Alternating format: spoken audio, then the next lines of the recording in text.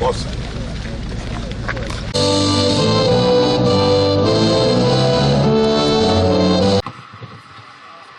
AIG Ahmed Garba, AIG Zone 1, Kano and Jigawa, AIG Mila Dantawaye,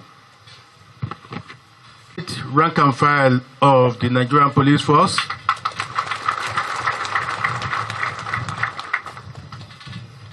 ladies and gentlemen,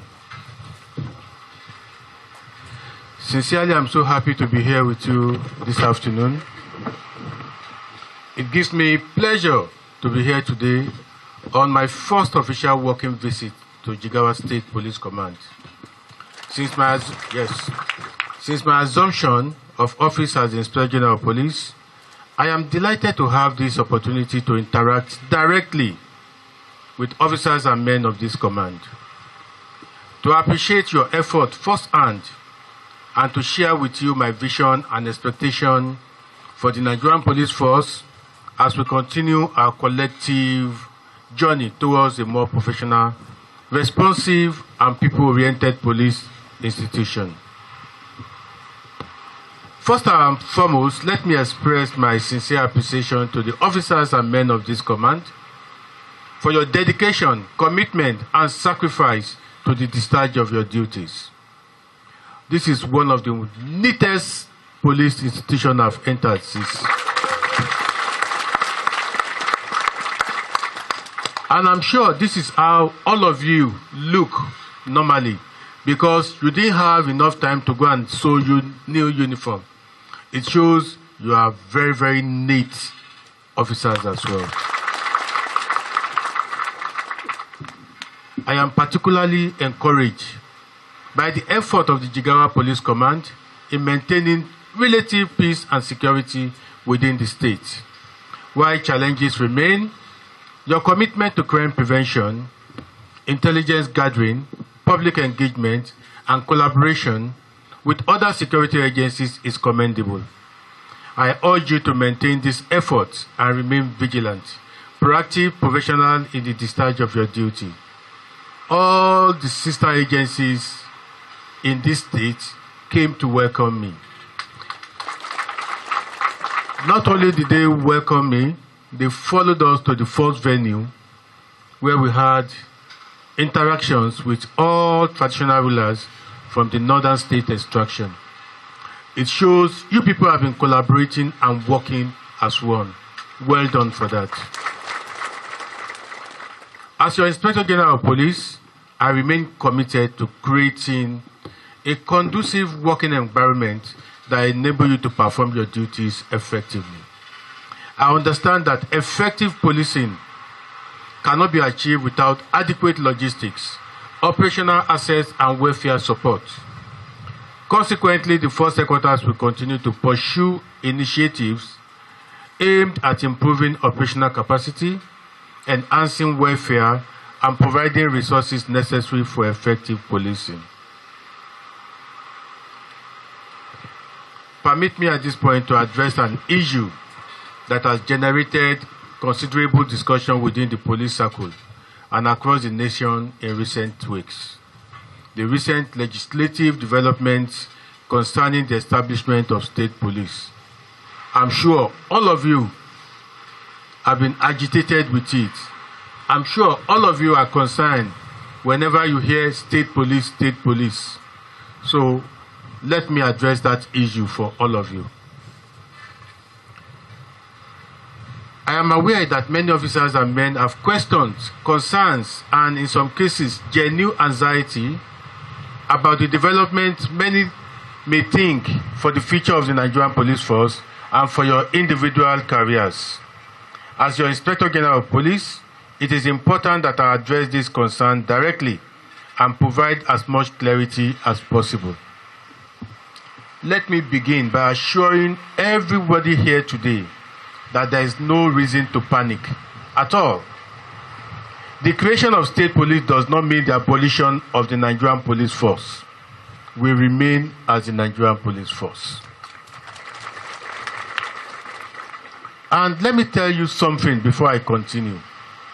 In the past, when they are discussing matters that concern the police, a number of times, we, the police, do not take part in it. We leave it to them to decide our fates. That is why we are complaining today. We do not have a scheme harmonizing our job. That is why a lot of allowances that we are supposed to get, we are not getting it. I want to let you know that we have finished the scheme and we are taking it to the president to approve it. After it is approved, our condition of service will improve. For the first time, we contributed to taking decisions that concerns us as police. When the issue of state police came up, if we have not contributed, they will just decide without taking us into consideration. So we quickly set up a committee that gave us the framework of how state police will work and how we, the federal police, will work so that it does not affect us at all. So authoritatively, I'm telling you that we took part in discussions, examinations, and comparative analysis. We took examples from many countries all over the world where they do state policing before we decided writing our own framework, which we sent to the National Assembly. It does not mean the cancellation of your rank. It does not cancel your rank at all. It does not affect your rank. You are not going to lose your job. No member of the Nigerian Police Force will lose their job. You will not forfeit your pension or your rights. Your future remain protected. The objective of this reform is to strengthen Nigerians' overall policing architecture by creating additional policing structures that are closer to the communities they serve while maintaining a strong national policing institution capable of addressing interstate, national, and transnational security threats. Under the proposed framework, the Nigerian Police Force will evolve into what will be known as the Federal Police Service. This evolution should not be seen as weakening of the institution, but rather as a strategic repositioning that will enable it to focus more effectively on national mandate. Let me emphasize that the structures and capability that have been made out of our institution, an indispensable component of Nigerian security architecture, will remain in place. Our zonal and state formation will continue to exist. Our special formations units, including Police Mobile Force, will remain. Counter-terrorism units will remain. Anti-bomb squad, violent crime response units, Interpol, cybercrime, other strategic assets. Nothing is affecting all of the things that we have around. These units will continue to provide the specialized capabilities required to address terrorism, organized crime, cyber threats, interstate criminality, and other complex security challenges. I also wish to express to you that this reform is intended to expand policing opportunities, not diminish them. No officer will be compelled to leave the Federal Police Service. Nobody will be sacked. Nobody will be forced out of Nigerian police. Any movement of personnel into the state police structure will be facilitated through the voluntary transfer program. Anybody who wants to go to state police will be allowed to write and say, I want to join state police. Nobody will be forced to go and join the state police. This guiding principle behind the voluntary transfer program is simple. It is your choice. If you want to join state police, it is your choice when we get to that time. It's going to be fair and we are going to be transparent about it. Officers who wish to remain within the Federal Police Service will have the opportunity to continue his careers within the federal structure, while those who may wish to serve within the emerging state police service will be able to indicate their interest through clearly defined processes when that time comes. Not now. Not now, when that time comes.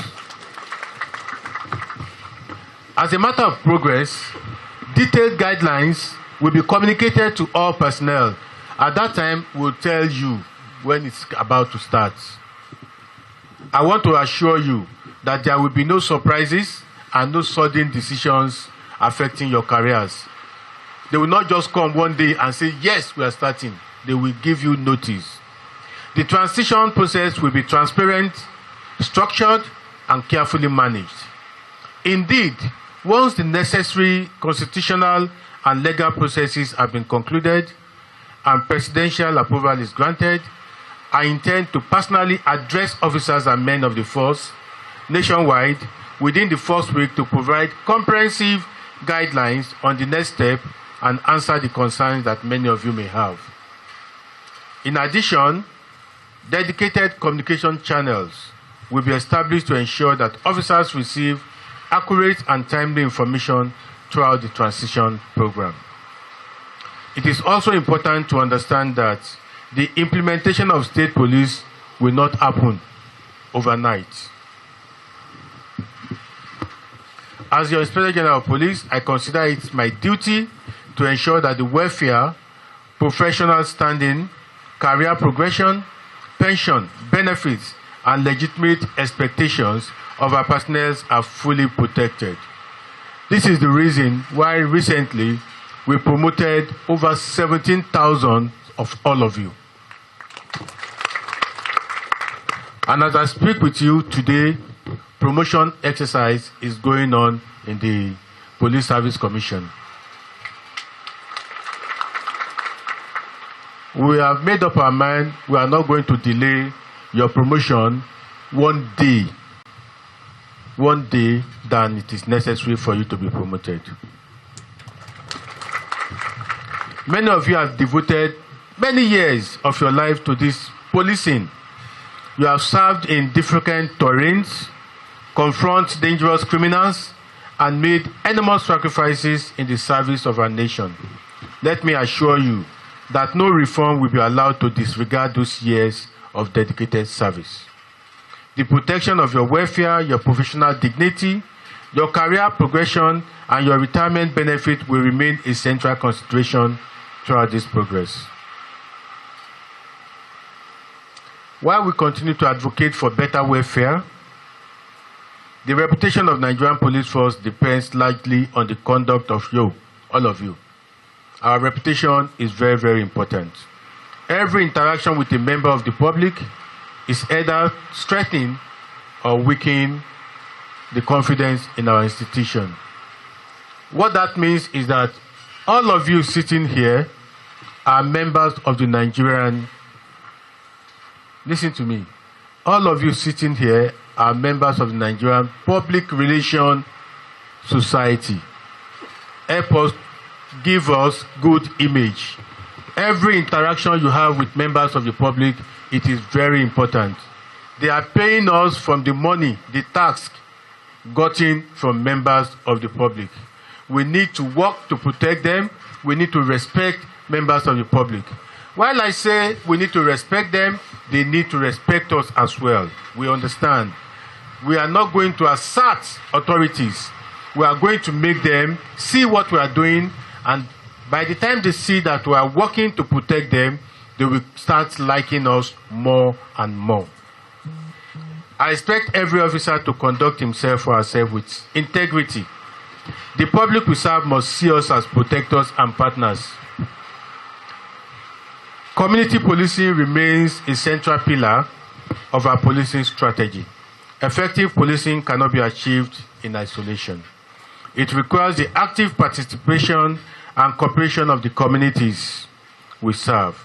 I therefore encourage all officers to remain approachable, cautious, responsive to members of the public, build relationships founded on trust and mutual trust. Make yourself approachable. When you see members of the public coming towards you to ask you questions, smile to them, welcome them, don't squeeze your face. They didn't cause anything that is happening to us. Welcome them well and assist them. My visit here today is not merely ceremonial. It is an opportunity for me to hear directly from you, understand your challenges, and identify practical ways through which Force Headquarters can better support you. In closing, let me once again express my appreciation for your service to our great nation. I commend your resilience, your sacrifices, and your commitment to duty.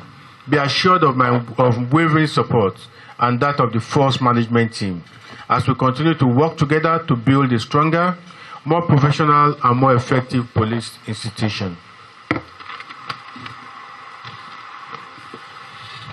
Once more, I want to thank all of you. I want to thank all of you for the wonderful job you have been doing. Thank you so much.